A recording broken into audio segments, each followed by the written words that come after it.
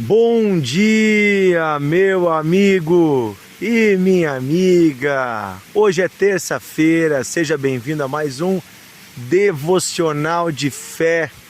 Se você está ouvindo um barulhinho de água no fundo, é porque hoje eu estou num lugar muito especial aqui na Serra Gaúcha.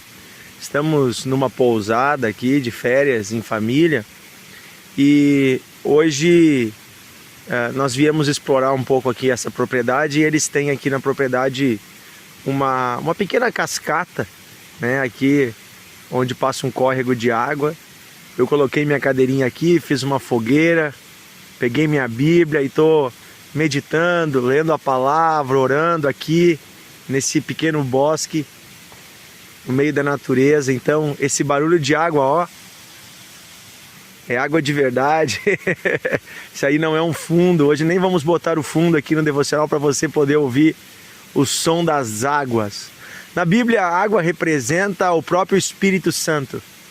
A palavra de Deus chega a nos dizer que o amor do Pai, ele é derramado em nossos corações pelo Espírito Santo. Jesus, quando fala da pessoa do Espírito Santo que seria colocada dentro de nós, ele diz que a presença de Deus iria fluir em nós como um rio de águas vivas. Quem beber da sua água nunca mais terá sede, pelo contrário, do seu interior fluirão rios de água viva. Isso dizia Jesus a respeito do Espírito Santo, que é colocado no interior de cada homem, de cada mulher, de cada pessoa que crê no Senhor, que recebe Jesus como seu Senhor e Salvador. Nesses últimos dias estamos meditando a respeito dos dons, os presentes, os carismas dados pelo Espírito Santo. Aquilo que o Espírito deposita dentro de nós como ferramentas espirituais para cumprirmos a nossa missão nesta terra. Sim, cada um de nós tem uma missão. Você não existe por acaso. Você existe dentro de um plano eterno de Deus. Um plano maravilhoso do nosso Pai para esta terra, para este planeta, para a humanidade, do qual você faz parte. Então eu quero dizer para você que tudo que Deus sonhou para você passa por você cumprir a missão que Ele tem para você também. E feliz é o homem que cumpre a missão que recebeu da parte de Deus. Aí somos felizes, somos bem-aventurados, porque estamos conectados com aquele que nos criou e com o sentido da nossa criação, da nossa existência. Pensando que cada pessoa tem uma missão, cada missão exige ferramentas. Então, as ferramentas espirituais são os dons do Espírito Santo. O Espírito Santo concede muitos dons e nós temos meditado nesses últimos dias sobre eles. Se você não ouviu os devocionais dos últimos dias, você pode parar, voltar a ouvir os últimos áudios. Estamos lendo 1 Coríntios, capítulo 14, e hoje vamos ler o versículo 10. Paulo aqui está listando vários dons que o mesmo Espírito concede aos homens. E no versículo 10 ele diz: a outro ele concede operações de milagres, a outro profecia, a outro discernimento de espíritos e a outro variedade de línguas. Então aqui no versículo 10, Paulo nos fala sobre 4 dons que são dados por Deus. Ele já falou antes da palavra de sabedoria, a palavra de conhecimento, sobre o dom da fé, o dom de curar.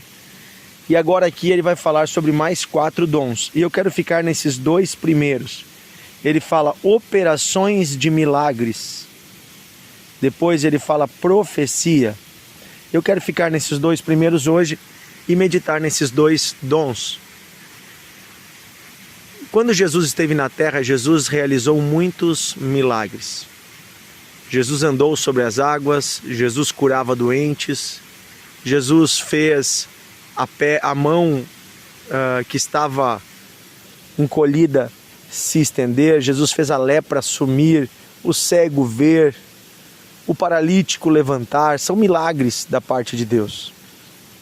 São coisas que são impossíveis aos homens por si mesmos, mas que Deus pode fazer. Cada milagre que Jesus realizou, nenhum deles tinha a intenção de Jesus ficar se mostrando ou ficar dizendo de alguma forma que ele era melhor que os outros. Cada milagre tinha o objetivo, dois objetivos principais. Primeiro, era socorrer alguém em aflição. Segundo, mostrar que há um Deus poderoso, um Deus que nos ama, render glórias a Deus. Assim, todos os milagres e todos os dons que Deus nos concede têm esses dois sentidos. Um, socorrer a humanidade aflita. Dois, render glórias a Deus. Dizemos que os paralíticos, quando andavam, saíam cantando e saltando e glorificando a Deus. E Jesus, ele nos diz em João, a partir do capítulo 14, ele tem a última conversa com os apóstolos. E ele vai chegar a dizer o seguinte: aquele que crer em mim fará as mesmas obras que eu faço, e obras ainda maiores farás. Olha só, Jesus está falando que tudo que ele fez é possível que nós também façamos, e ainda coisas maiores, se crermos nele. Obviamente, não devemos buscar fazer as obras por fazer, ou simplesmente para que sejamos reconhecidos pelos outros, ou que as pessoas venham a ver em nós algum sinal de liderança. Não, devemos fazer as obras simplesmente porque estamos conectados com aquele que é o Senhor da Seara, o Senhor das obras, e vamos servir a Ele, fazendo aquilo que Ele quer. Então, quando a gente fala de milagres, é importante a gente ver isso. Deus continua realizando milagres. Deus continua realizando aquilo que é impossível aos homens. Deus continua fazendo. Eu me lembro de algumas situações da minha vida em que eu vi milagres acontecendo por meio da oração. Eu me lembro de um acidente de trânsito terrível que aconteceu em minha frente. 3 vezes aconteceram coisas semelhantes, mas esta é a do meio, vamos dizer assim. Foi na BR-116, um motociclista foi atravessar a rodovia onde não pode. Ele vinha em alta velocidade de uma rua adjacente e ele cruzou a rodovia. E do outro lado vinha um veículo seguindo normalmente na rodovia, a uns 80, 90 por hora. E o condutor daquele veículo não conseguiu frear, porque nem viu a moto. E colidiu, né? Pegou aquela moto, lançou a moto para cima, o motociclista também. Este girou no ar e eu vi toda aquela cena na minha frente. A perna dele foi parar nas costas, ele caiu no chão, o capacete voou longe. E eu fui o primeiro carro a chegar. Eu estava presenciando a cena a uns 20 metros, eu consegui frear. Minha família estava junto no carro, estávamos indo visitar o meu pai. E olhando no chão, a cena era uma cena de morte. Aquele homem com a perna virada para trás, a outra torta para o lado, convulsionando, o olho virado, espumando já pela boca. E as pessoas começaram a vir e as pessoas diziam: ele está morrendo, ele está morrendo. Porque a pancada foi muito forte. A moto se desmanchou em 2 partes. Mas eu me lembro que naquela hora me veio uma palavra ao coração. Me veio ao coração um ímpeto. E não importando quem estivesse à minha volta, eu levantei minha voz e eu bradei: em nome de Jesus, espírito de morte, saia deste homem. Volte à vida agora, em nome de Jesus. Eu orei. No meio daquela rodovia, as pessoas em volta me olhando, eu não me importava. Eu coloquei a mão sobre ele, sobre o peito daquele homem. E eu clamei desta forma. E quando eu disse: em nome de Jesus, vida, volte a ele, os olhos dele voltaram. E ele respirou fundo, ele fez assim. E ele simplesmente levantou. Ele puxou a sua perna, ele puxou a outra. E ele se colocou de pé. E ele quis puxar a própria moto e arrastá-la de volta para a estrada. E nós tivemos que contê-lo e deitá-lo, porque ele poderia ter tido algum problema na coluna. E ali no chão, deitado, o homem agora acalmando ele, eu pude ministrar ao coração dele. Eu disse que Deus o amava, que Jesus me trouxe ali, que ele estava para morrer, mas Jesus o salvou, porque tinha um propósito para a vida dele. Eu tenho para mim que na minha vida, foi um dos milagres que eu vi. Um homem que estava à beira da morte, aos olhos humanos, morrendo. Deus trouxe a vida e eu não sei como as suas pernas voltaram exatamente para o lugar aonde estavam antes. Eu creio num Deus que realiza milagres, um Deus que junta ossos, um Deus que pode fazer o que Ele quer para a sua glória. E as pessoas ali olhando, eu disse: calma, Jesus está agindo. Então chamamos a ambulância e quando a ambulância chegou, nós saímos. Eu quero dizer para você que você também pode servir a Deus. socorrendo os aflitos. E na hora eu não pensei, ai, Deus vai fazer um milagre, eu não pensei em nada, eu apenas proclamei o nome de Jesus. Tem um irmão nosso, o Raul, que é o nosso líder dos jovens aqui, ele já contou o seu testemunho muitas vezes. Esse testemunho, inclusive na igreja, é público, por isso eu vou falar. No dia que a sua filha nasceu, ela não respirou. Os médicos dizem que ela havia bebido aquele líquido na barriga da mãe. E ela estava sem sinais e estavam indo para entubá-la. E ela ali, escura, né, colocada naquele cestinho onde colocam as crianças. Ele, o pai, colocou a mão sobre ela e disse: em nome de Jesus, vem a vida. Ele disse: em nome de Jesus eu repreendo a morte. E naquela hora a menina começou a respirar. O coração começou a bater forte. A saturação, que estava em 60, se não me engano, foi para 98. E a menina voltou. E tudo ficou perfeito. Fizeram os testes e ela está perfeita. E hoje ela está bem, está em casa, está tudo bem. Assim eu quero dizer para você que Deus é um Deus de milagres. Ele pode fazer aquilo que os homens não podem fazer. Se clamarmos pelo seu nome, aquele que crer em mim, disse Jesus, os mesmos sinais fará. E aqui também fala sobre profecia. Profecia nada mais é do que falar em nome de Deus.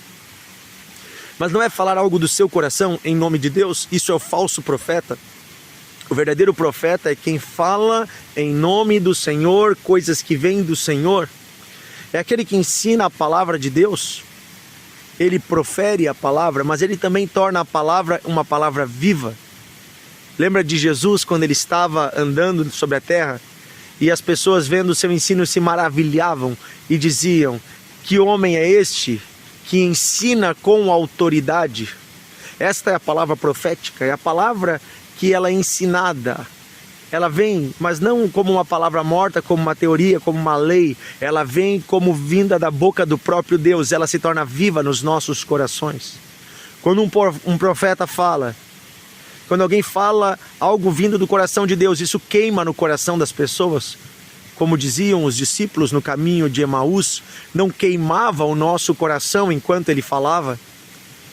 Assim que eu e você também devemos procurar o dom de profecia. Paulo disse que queria que toda a igreja tivesse o dom de profecia, ou seja, que toda a igreja falasse em nome do Senhor. Tivesse a graça de manifestar a palavra de Deus, ensinar a palavra de Deus e trazer a manifestação da própria presença de Deus ao falar.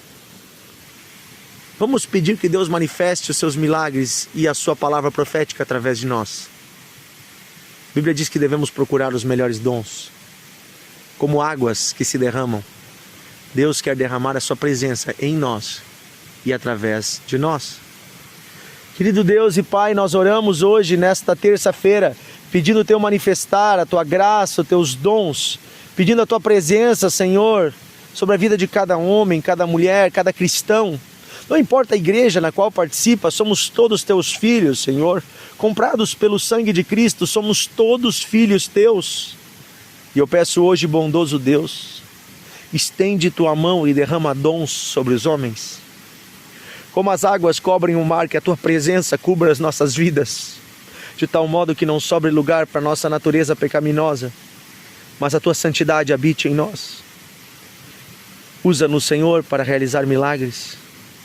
Usa-nos, Senhor, para manifestar o Teu reino e a Tua palavra. Dá-nos a profecia.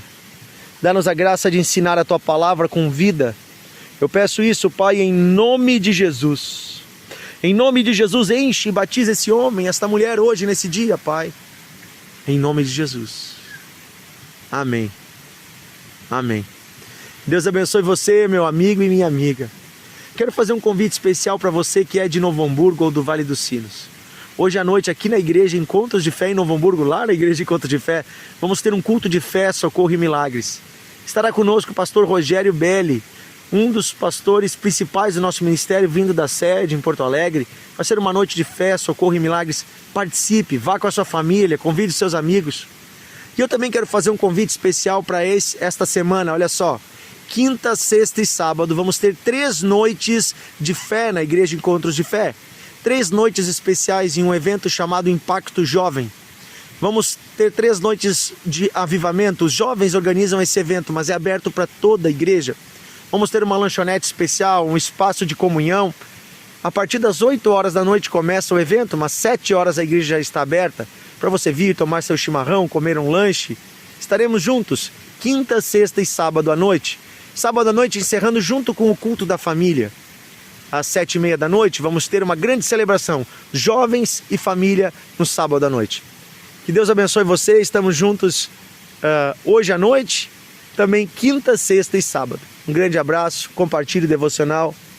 Amanhã temos mais meditando na palavra de Deus.